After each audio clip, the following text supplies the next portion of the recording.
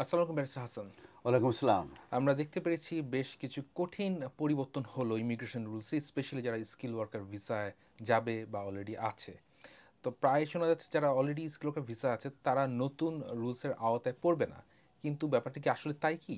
নাকি তাদেরকে এখন থেকেই নতুনভাবে পরিকল্পনা এবং কোনো ধরনের প্রস্তুতি নেওয়া উচিত যখন তারা সেটেলমেন্ট অ্যাপ্লিকেশনগুলো করবে?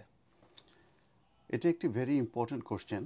কারণ হচ্ছে যে আমরা জানি যে 22nd জুলাই 2025 থেকে যে পরিবর্তনটা অলরেডি শুরু হয়ে গেছে সেটা হচ্ছে যে স্কিল থ্রেশহোল্ড হাই হয়ে গেছে এবং স্যালারি থ্রেশহোল্ড হাই হয়ে গেছে। তো এখন প্রশ্ন আসছে যে যারা 22nd জুলাইয়ের আগে যারা আছে তারা যখন কোনো চেঞ্জ অফ এমপ্লয়মেন্টে যাবে কিংবা তারা রিনিউয়ালে যাবে কিংবা তারা সেটেলমেন্টে যাবে, সেই ক্ষেত্রে তাদের যে স্যালারি এটি কত হবে। কারণ আমরা জানি যে যারা বিফোর 4th এপ্রিল 2025 4-এর আগে এসেছিল তাদের কিন্তু এক ধরনের স্যালারি, এবং 4th এপ্রিল 2025-এর পরে যে 4th এপ্রিল 2024-এর পরে যে আনটিল 22nd জুলাই এক ধরনের স্যালারি, এবং আফটার 22nd জুলাই 2025-এর পরে থেকে কিন্তু আরেক ধরনের স্যালারি। তো চেঞ্জ অফ এমপ্লয়মেন্ট এবং সেটেলমেন্ট কিংবা যদি রিনিউয়াল করতে চায় সেক্ষেত্রে কিন্তু স্যালারি হাই হয়ে যাবে। তো সেক্ষেত্রে যেটা বলা হয়েছে যে এখন মিনিমাম যে ওয়েজেস আওয়ারলি সেটা 17.13 পার আওয়ার, এটি মেনটেন করতে হবে।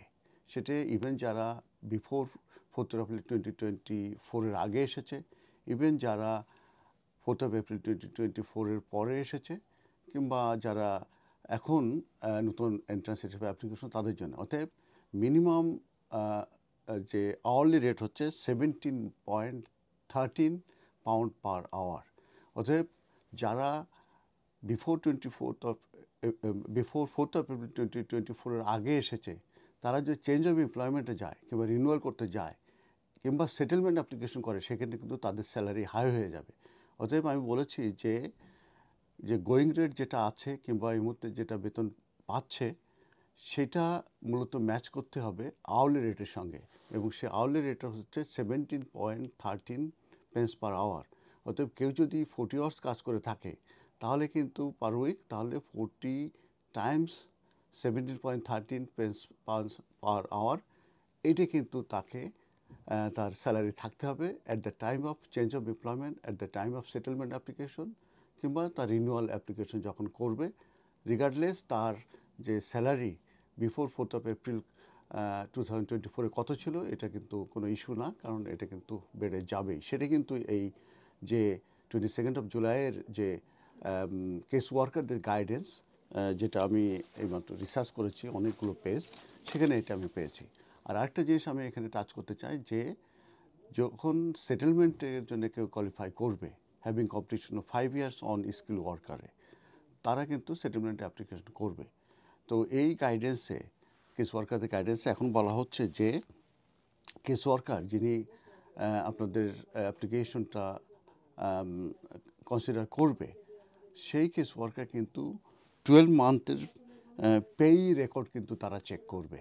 12 মান্থের এটা চেক করতেই হবে, দে শুড ডু দ্যাট, এটা তাদের জন্য ম্যান্ডেটরি।